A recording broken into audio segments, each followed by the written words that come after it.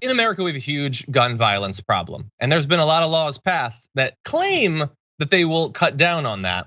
Has it actually worked? Well, we wanna go into a study. First of all, let's acknowledge some facts. Every year, more than 19,000 people in the US die from homicide, and most of these violent deaths are attributable to injuries sustained from firearms. Rates of homicide and firearm homicide are markedly higher in the US than any other high income country. That's even recently been going up. In 2020, there was a big jump there as well. Now, what we have seen over the past 2 decades or so is the implementation and spread of stand your ground laws. Between 2000 and 2016, a number of states have put these into effect. What they effectively do is they take away the common definition of self-defense to allow you to shoot first. If you feel scared enough, you can start shooting to kill. You do not have any sort of requirement to retreat or anything like that. It's become very common, by the way. Florida was the first in 2005, 23 states since then. So almost half of the country by states have put them into effect. So now there's been an analysis of what effect that has actually had on gun violence. 41 states were analyzed, including the 23 that enacted it during the study period. And what they found in this study was, and all of it's available online, you can read it.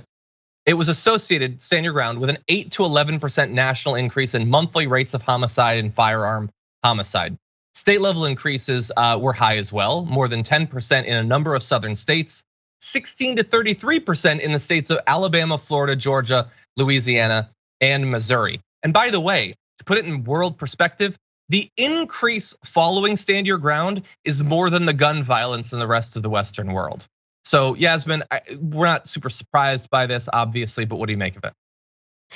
I mean, this goes beyond castle doctrine, and all it does is it removes any threat of consequence that people might have for shooting somebody and killing them, And the language is all so vague that there's no real way to enforce it or to regulate it or to determine how scared I was at this one particular moment in my life when I killed someone. Who's to say? And who is there to witness whether or not my life was actually under threat, and who determines that? We can't really rely on the courts to do it for us, as we've seen in a whole lot of these other similar cases. All these people who are just getting off with things because they felt a certain way. People feel a certain way about me all the time. I can't control the way people feel about anybody.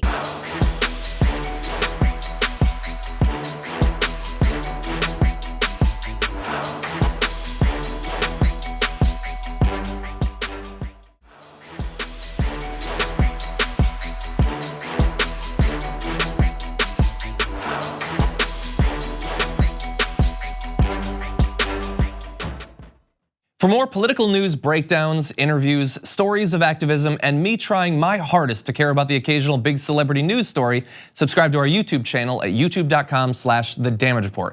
And you can ring the bell wherever it is so you don't miss anything.